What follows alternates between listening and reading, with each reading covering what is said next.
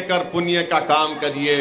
मोदी जी, ये देश तुमको 2 मर्तबा प्रधानमंत्री बनाकर तुमको दान दिया है। तुम तो भूलना नहीं, घर को जब जाएंगे तो शैतान आएगा, शैतान के एजेंट भी आएंगे, आकर कान में बोलेंगे ओवैसी के भड़काऊ भाषण में मत आना। तो आप उन शैतान से कहना थू जा यहां से भाग। तो 1 तारीख को क्या होगा? गन्ना किसान के निशान पर बटन दबेगा, बटन दबेगा, बटन दबेगा।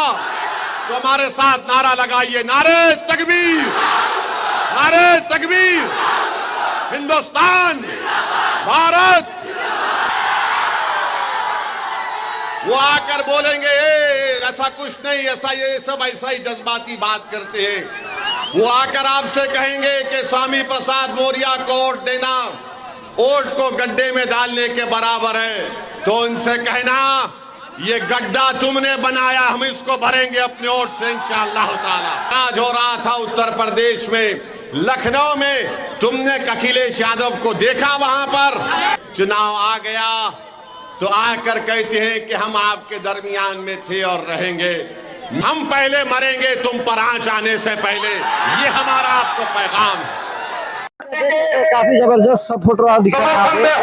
हाँ दोस्तों, अस्सलाम वालेकुम, मैं हूं इकरामुल और गाइस आज हम लोग जा रहे हैं, माननीय बैरिस्टर असदुद्दीन ओवैसी साहब आ रहे हैं और उनको हम लोग देखने के लिए जा रहे हैं। ठीक है, यहाँ पे देख सकते हैं हम लोग सारे लोग बैठ चुके हैं और हम लोग अभी जा रहे हैं और वो आने वाले हैं पडरौना में वो आएंगे। कितने बजे आएंगे वो?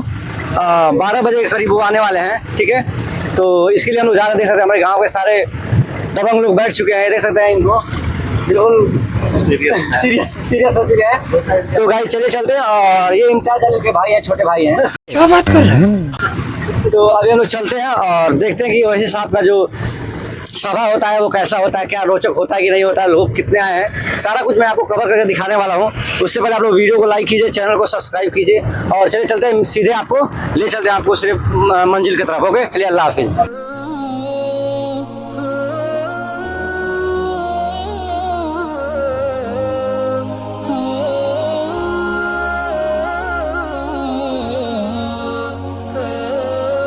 तो गाइस देख सकते हैं जो है कि हमारी गाड़ी जो है वो बंद पड़ चुकी है और यहाँ पे देख सकते हैं यहाँ पे जो टेक्नीशियन लोग हैं यहाँ पे अपना काम करते हुए, थोड़ा दिखा देते हैं इनको, यहाँ पे देख सकते हैं। और जस्ट बगल में जो है वहाँ पे टूर्नामेंट भी हो रही है, तो मैं वो भी आपको दिखा देता हूँ। ठीक है, और अभी हमारी गाड़ी जो है वो बन चुकी है, तो अभी चलेंगे हम लोग। ठीक है, जो हमारी गाड़ी खुली हुई है, बोनट खुली हुई है और यहाँ पे जो है देख सकते हैं मैच भी, टूर्नामेंट होने वाला है। बच्चे काफ़ी धूप काफ़ी ज़्यादा है। तो गाइस देख सकते हैं यहाँ पे जो है असदुद्दीन ओवैसी साहब आने वाले हैं और अभी यहाँ पे लोगों की जनसंख्या भी है नहीं, थोड़ी देर में यहाँ पे आने वाले, भीड़ आने वाला बहुत ज़्यादा, देख सकते हैं। गाइस देख सकते हैं हम लोग आ चुके हैं, यहाँ पे देख सकते हैं जो मंच की तरफ ये लोग जाने के लिए रेडी हो चुके हैं। हम लोग भी चल रहे हैं मंच की तरफ। ठीक है, और देखते हैं कितनी जनसंख्या आती है, सारा कुछ आपको दिखाता हूँ। ठीक है, चलिए चलते हैं। ओके, मिलते हैं आपसे मंच के पास। सो गाइस देख सकते हैं मंच यहाँ पे लगी हुई है और यहीं पे जो है असदुद्दीन ओवैसी साहब आने वाले हैं। यहाँ पे देख सकते हैं चारों तरफ गाड़ियाँ लगी हुई हैं, बस वगैरह भी आई है और काफी ज्यादा भीड़ होने की संभावना है।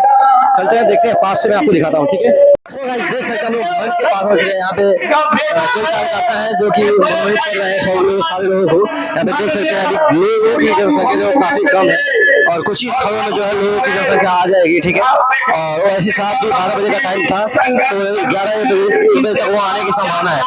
सो गाइस देख सकते हैं और कुछ ही क्षणों में जो है ओवैसी साहब मंच पे और काफी जबरदस्त सब फोटो दिख रहा है।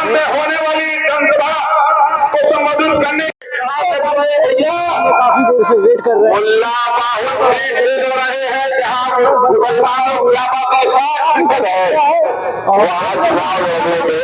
ठीक है, और देख सकते हैं बैरिस्टर असदुद्दीन ओवैसी साहब की जो है गाड़ी आने वाली है, आ रही है और यही इसी गाड़ी से आ रहे हैं ओवैसी साहब, बैरिस्टर असदुद्दीन ओवैसी साहब आ सकते हैं। देख सकते हैं यहाँ पे जनसभा जो है जनसभा आई हुई है, काफी लोग आए हुए, कम से कम 2-3 लाख लोग आए हुए हैं और चलते हैं उनके पास, देखते हैं।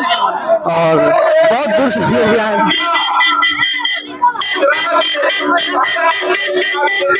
गाड़ी आ चुकी है, देख सकते हैं यहाँ पे माजिद हुसैन यहाँ पे जी, माजिद देख गाड़ी आ रही है, कहने वाले ऐसे बड़े आने वाले यहाँ पे देख सकते हो, ऐसी साफ हो, देख सकते हो अस्सलाम वालेकुम, ऐसी साफ अस्सलाम वालेकुम, अस्सलाम वालेकुम, बहुत ही भीड़ जा रहा है,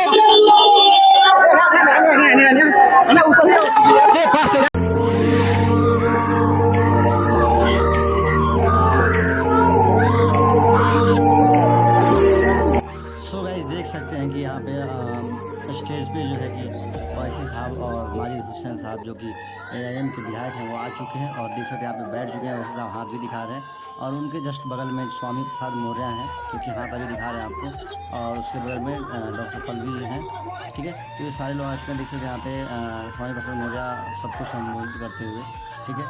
और सारे लोग आ चुके हैं, यहाँ पे कुछ कार्यक्रम होगा, उसके बाद से जो है इनका संबोधित करने का जो सिलसिला होगा वो शुरू किया जाएगा, ठीक है। अभी देख सकते हैं वैसे हिसाब से जो लोग नेता वगैरह हैं वो मिल रहे हैं, छोटे बड़े जो भी नेता हैं वो मिल रहे हैं, उनसे सलाम वगैरह कर रहे हैं, ठीक है। और इसके बाद से जो है कार्यक्रम शुरू किया जाएगा, ठीक है। सो गाइस देख सकते हैं यहाँ पे यूपी के जो AIM के राष्ट्रीय अध्यक्ष शौकत अली जी हैं वो मंच पे आ चुके हैं और यहाँ अभी जो सभा को संबोधित करने वाले हैं, ठीक है। और इसके बाद से जो भी नेतागण हैं वो आएंगे और संबोधित करेंगे, ठीक है। वैसे साहब उसके बाद आने वाले हैं, ठीक है। सारा कुछ मैं आपको दिखाने वाला हूँ, ओके।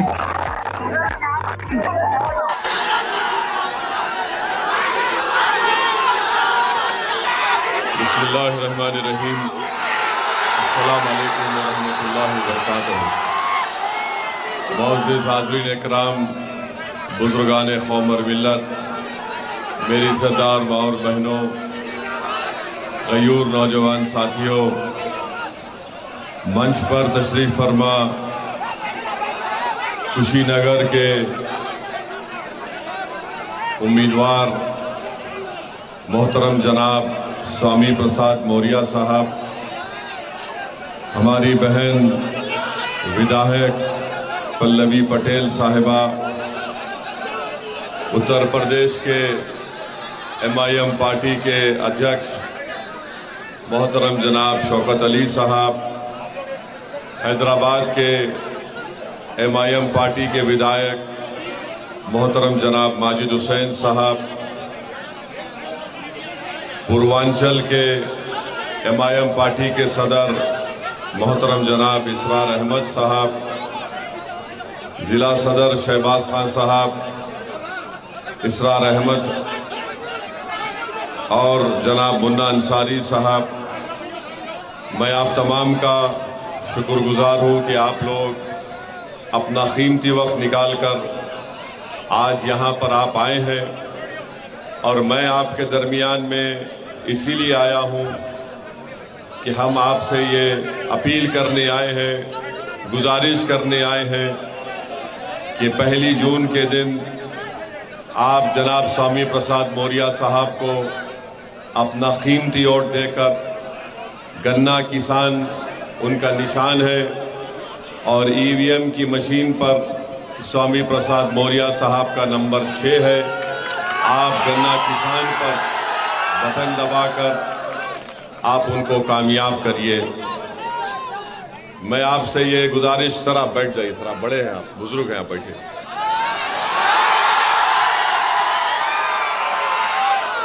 मैं आपको ये बताने आया हूँ कि उत्तर प्रदेश में हमारी बहन पल्लवी पटेल साहिबा ने PDM बनाया और MIM पार्टी उसका हिस्सा भी है और हम उत्तर प्रदेश के मुख्तलिफ पार्लिमानी क्षेत्र से हमारे प्रत्याशियों को उतारा। हमने उनके लिए इंतखाबी मुहिम में हिस्सा भी लिया। आज हम आपके दरमियान में आए हैं, कुशीनगर की जनता के दरमियान में, पडोना की जनता के दरमियान में। मेरे अजीज दोस्तों और बुजुर्गों, भारत की तारीख का ये बहुत ही, भाई साहब यहाँ पर जो लोग हैं थोड़ा खामोश बैठिए ना। भारत की तारीख का सबसे अहम ये पार्लिमानी चुनाव होने जा रहा है। आपको अपने वोट का इस्तेमाल करना है और ये वोट आपके लिए एक अमानत है। इस अमानत का आपको सही इस्तेमाल करना है। और मेरी आपसे अपील यही है कि कुशीनगर से अगर कोई नरेंद्र मोदी को हरा सकता तो उसका नाम स्वामी प्रसाद मौर्य है। अगर आप जरा सी भी कोताही करेंगे तो आप नरेंद्र मोदी को कुशीनगर से कामयाब करने का काम करने जा रहे हैं। तो आपसे हम हाथ जोड़कर अपील कर रहे हैं, आपसे हम हाथ जोड़कर अपील कर रहे हैं कि जरा सी भी गलती मत करिए। आप अपना वोट का इस्तेमाल मेरे बड़े भाई स्वामी प्रसाद मौर्य के हक में करिए। गन्ना किसान उनका निशान है। मेरी आपसे गुजारिश है, आप इतनी बड़ी तादाद में यहाँ पर आए हैं, हम ये चाहते हैं कि आपको एक पैगाम दिया जाए। आप ये सोचिए कि भारत की पार्लियामेंट में मोदी के खिलाफ अगर एक असदुद्दीन ओवैसी और इम्तियाज जलील खड़े होकर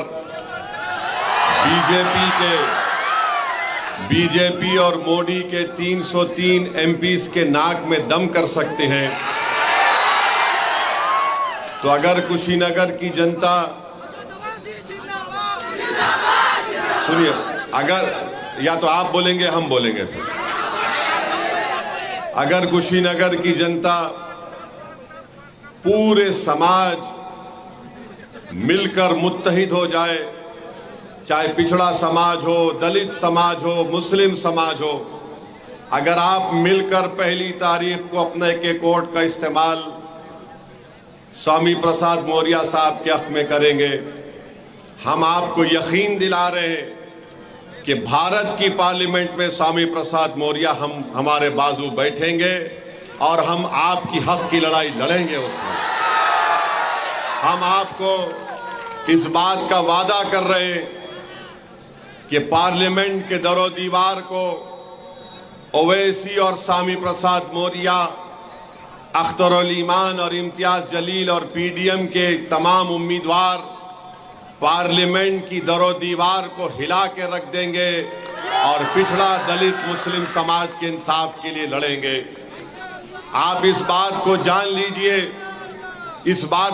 लीजिए कि अगर कुशीनगर से आरएसएस को कोई हरा सकता है, हिंदुत्वा की आइडियोलॉजी को कोई हरा सकता है, तो ना समाजवादी का प्रत्याशी कर सकता है, ना कोई और कर सकता है। उसका नाम स्वामी प्रसाद मौर्य है। मेरे अजीज दोस्तों और बुजुर्गों, गयूर नौजवान साथियों, आप जानते हैं कि कुशीनगर में 10 चीनी मिल थी, अब सिर्फ 5 बाकी हैं। उनका बकाया भी उनको नहीं दिया जाता। ये कौन इसकी आवाज उठाएगा? इस जगह पर रेलवे की लाइन नहीं है और मोदी जी ने क्या कहा था, मैं 100 दिन के अंदर तमाम चीनी मिल खुला दूंगा। आपको याद है नहीं है? बताइए, नरेंद्र मोदी दुनिया का सबसे बड़ा झूठा है या नहीं है? कितने 100 दिन जाकर कितने दिन हो गए। यही नरेंद्र मोदी की खूबी है कि झूठ इतना बेहतरीन तरीके से फेंकते हैं कि दुनिया के सारे झूठों को एक तरफ बिठा दो और एक तरफ मोदी को बिठा दो तो मोदी वो इलेक्शन जीत जाएंगे। तो मेरी आपसे अपील है, बिल्कुल आप करेंगे। मेरी आपसे ये गुजारिश है कि यहाँ पर बहुत से मसाइल हैं कुशीनगर के इस पार्लियामेंट्री क्षेत्र में। आपको एक बेहतरीन और काबिल और एक बहादुर सांसद की जरूरत है और मेरी नजर में स्वामी प्रसाद मौर्य से बेहतर आपके लिए कोई आपका उम्मीदवार नहीं हो सकता। आप जान चुके हैं, आप जानते हैं कि हमारे भाई स्वामी प्रसाद मौर्य साहब ने विधान परिषद की मेंबरशिप से इस्तीफा देकर उन्होंने आपके दरमियान में आया है। अगर वो चाहते तो विधान परिषद की अपनी मेंबरशिप को बरकरार रखते, मगर मैं उनके उसूल की सियासत को सलाम करता हूं। उन्होंने विधान परिषद से इस्तीफा दिया और कुशीनगर की जनता के दरमियान में आए। मेरे अजीज दोस्तों और बुजुर्गों, भारत को बचाना है। नरेंद्र मोदी पिछले 10 साल से भारत में सिर्फ नफरत को आम कर रहे हैं। नरेंद्र मोदी मोहब्बत के दुश्मन है। नरेंद्र मोदी सिर्फ यही चाहती है कि मुसलमानों का डर दिखाकर दूसरे समुदाय का वोट को हासिल किया जाए।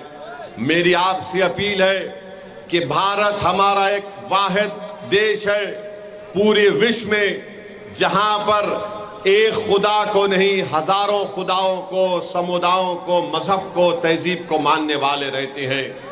ये मोदी यही चाहती है कि सिर्फ नफरत को यहां पर आम कर दिया जाए।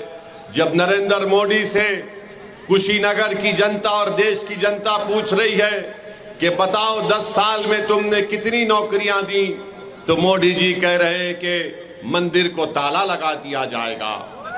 जब देश का युवा उनसे पूछ रहा है बताओ तुमने कितनों को नौकरी दी, तो मोदी जी कह रहे कि मैंने तुमको गांव रक्षक बना दिया, तुम वो काम करते रहो। जब हमारी माँ और बहनें पूछ रही हैं, दलित समाज की माँ और बहनें पूछ रही हैं, पिछले समाज की हमारी माँ और बहनें पूछ रही हैं कि हमको घर कब मिलेगा, तो मोदी जी कह रहे कि देखो मैंने ओवैसी के घर के सामने बुलडोजर को खड़ा कर दिया। ये कब तक आप और हम इसको बर्दाश्त करते रहेंगे।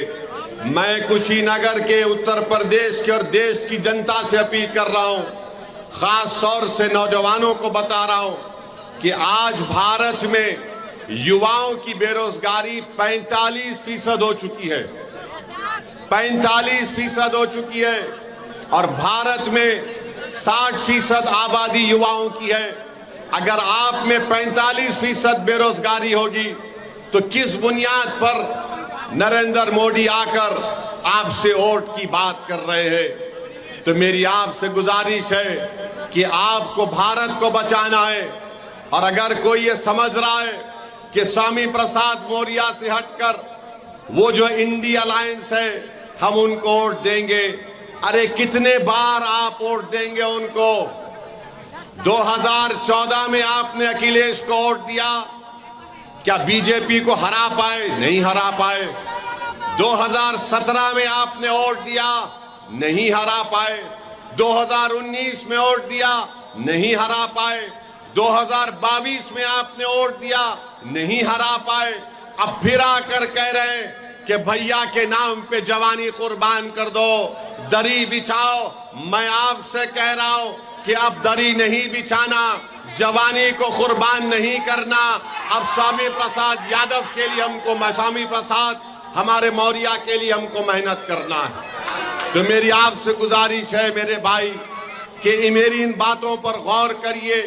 कब तक आप सिर्फ बीजेपी को हराना जरूरी है, मगर आपने 14 में वोट दिया, 17 में दिया, 19 में दिया, 22 में दिया। बताइए क्या हासिल किया?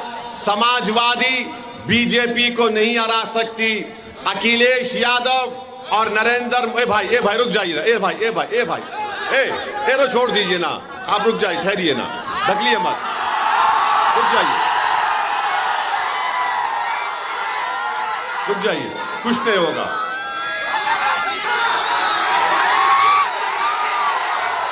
हम देखिए, सुनिए हमारी बात को, सुनिए। अगर आप बोलेंगे तो हम खामोश बैठ जाएंगे। हम आपको ये बताना चाह रहे हैं कि आपने कितने मर्तबा वोट दिया, तब भी अखिलेश यादव बीजेपी को नहीं हरा सकते। इस बार भी नहीं हरा सकते। हम बता रहे हैं आपको, आप स्वामी प्रसाद साहब मौर्य साहब का साथ दीजिए। कुशीनगर से हमको मोदी को हराना है। स्वामी प्रसाद मौर्य साहब का मुकाबला अखिलेश यादव से नहीं है, नरेंद्र मोदी से उनका मुकाबला है।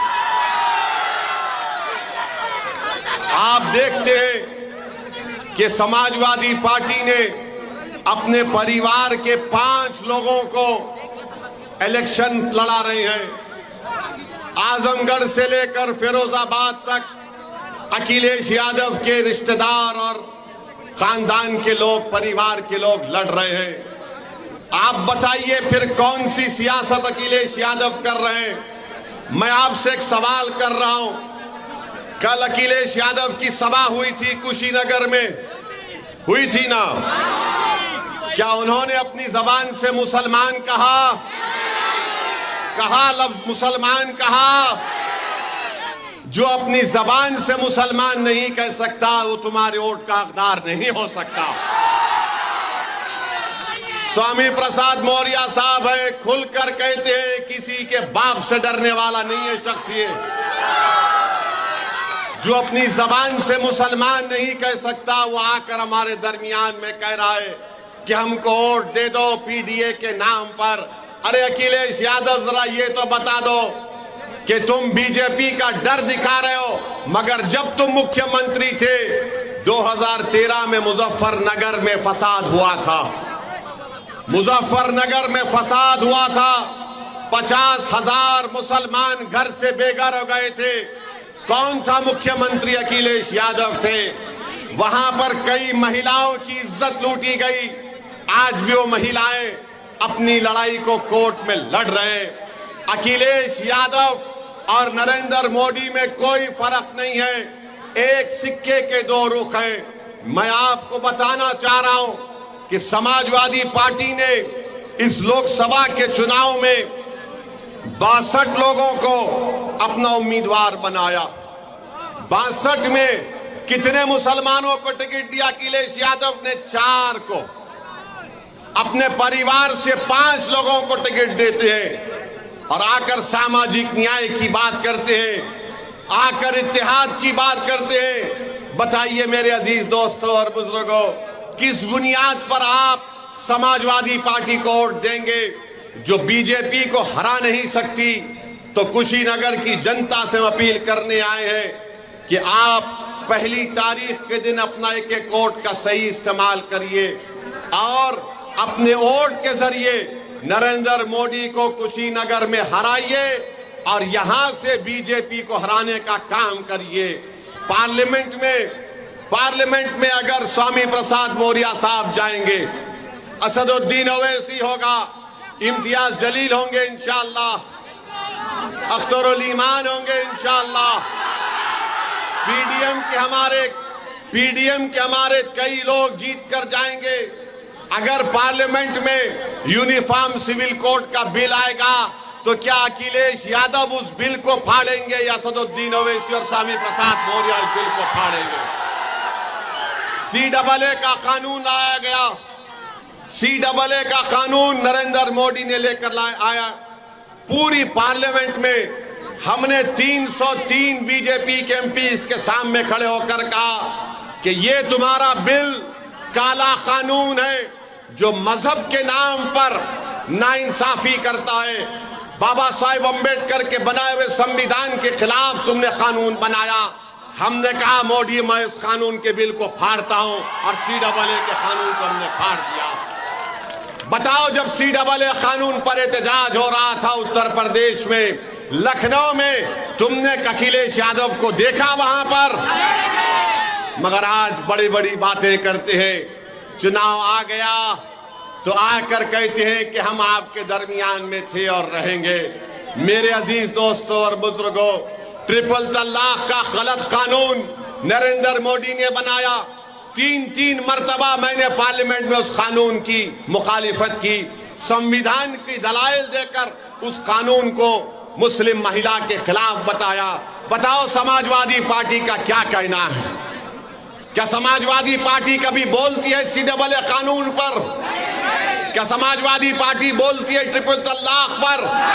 क्या समाजवादी पार्टी कभी अतीक के कत्ल की बात करती है? कौन बात की अतीक को जब मार दिया गया था? असदुद्दीन ओवैसी ने बात की। इसीलिए आपसे अपील कर रहे हैं कि दोस्त को और दुश्मन को पहचानिए। स्वामी प्रसाद मौर्य आपके लिए मर मिटने के लिए तैयार है। फर्क स्वामी प्रसाद मौर्य में और अखिलेश में यह है कि अखिलेश ये कहते हमसे आकर कि तुम अपनी जवानी मुझ पर कुर्बान कर दो, तुम जान दे दो। स्वामी प्रसाद मौर्य, पल्लवी पटेल और ओवैसी ये कहता है कि हम पहले मरेंगे तुम पर आंच आने से पहले। ये हमारा आपको पैगाम है। तो मेरे इज्जतदार माँ और बहनों से मेरी अपील है कि 1 तारीख के दिन गन्ना किसान के निशान पर बटन दबाइए।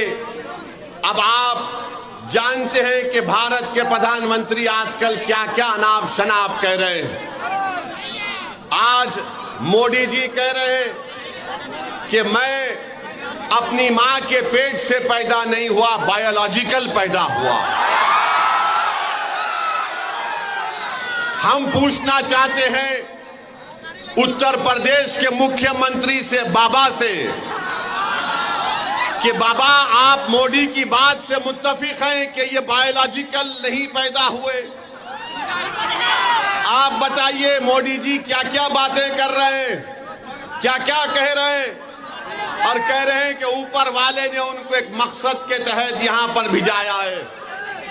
मोदी, तुमने भारत के युवाओं के मुकद्दर को बर्बाद कर दिया। भारत के युवाओं का बेरोजगारी का तनासुब परसेंटेज 45% है, और मोदी जी कह रहे हैं कि मैं बायोलॉजिकल पैदा नहीं हुआ। आप अंदाजा लगाइए, मोदी जी कहते हैं कि भारत के 17 करोड़ मुसलमान घुसपैठी हैं। आप घुसपैठी हैं? कितने घुसपैठी नहीं? हाथ उठाओ। मोदी जी बोल रहे हैं कि घुसपैठी है, और मोदी जी बोलते हैं कि मुस्लिम महिलाएं ज्यादा बच्चे पैदा कर रही हैं। मोदी जी, आप भूल गए कि आपके पप्पा ने 6 बच्चों को पैदा किया था। अमित शाह की 6 बहनें हैं, और आरएसएस वाले जो जिंदगी में शादी नहीं करते या करते नहीं मालूम, उनकी जिंदगी जरा गड़बड़ रहती है। गोलवालकर के 11 भाई बहन थे, और आज मोदी जी बोलते हैं कि बच्चे ज्यादा पैदा कर रहे हैं।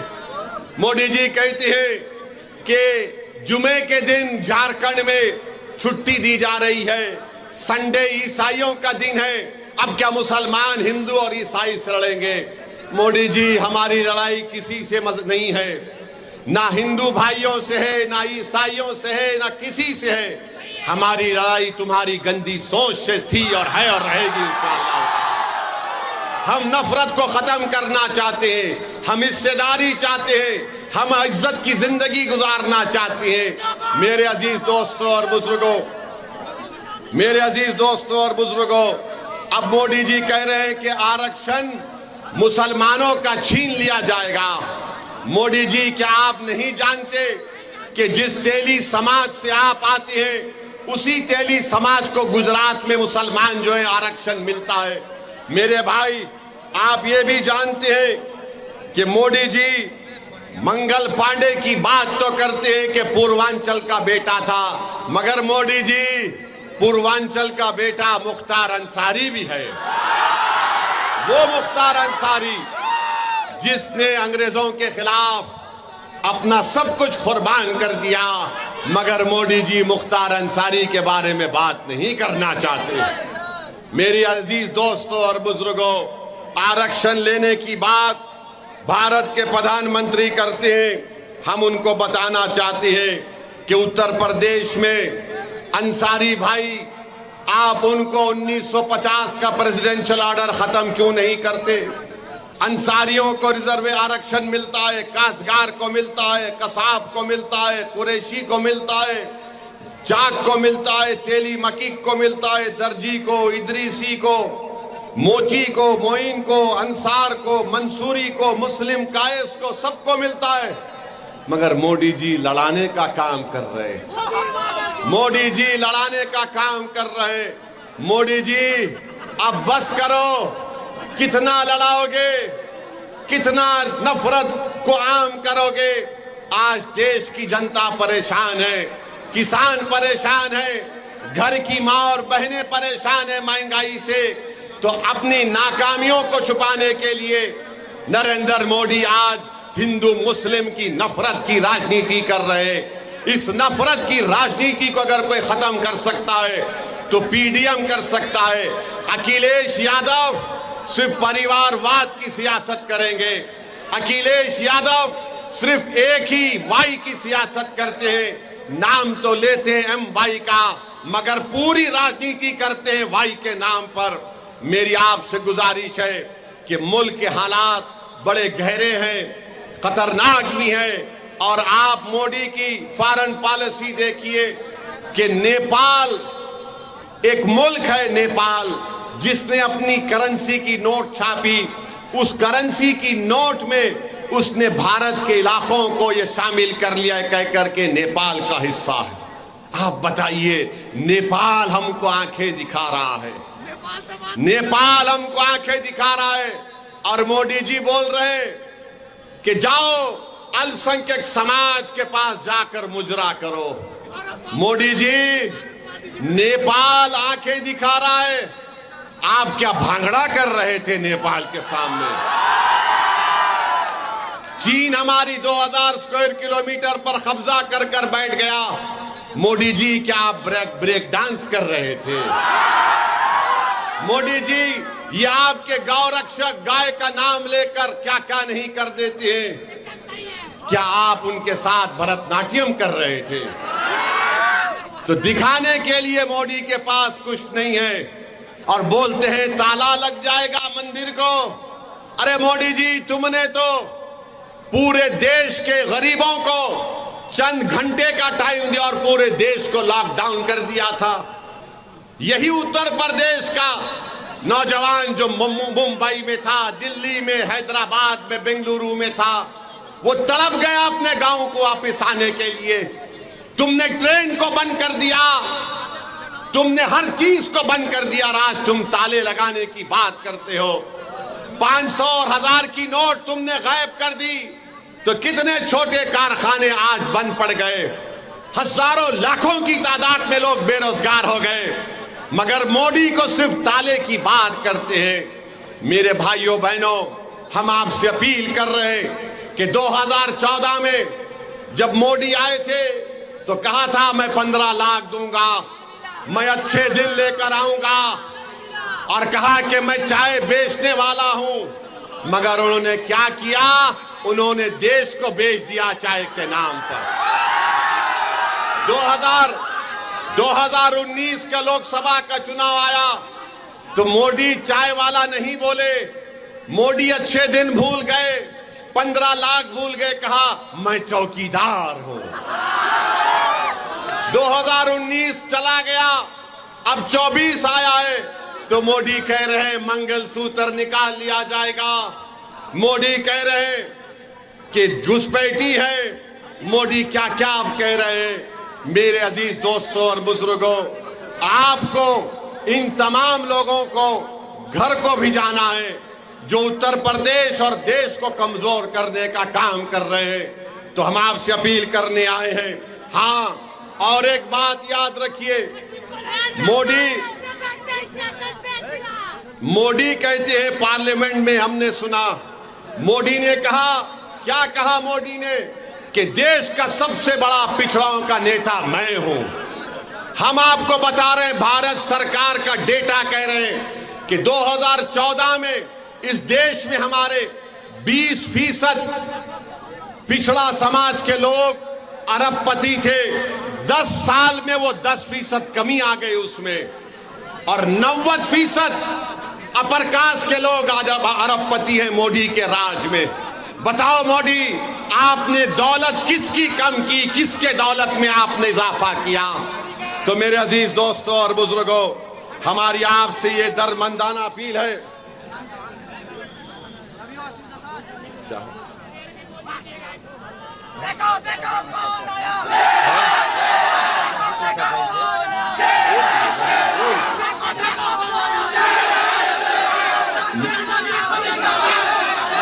तो मेरी आपसे गुजारिश है कि पहली तारीख के दिन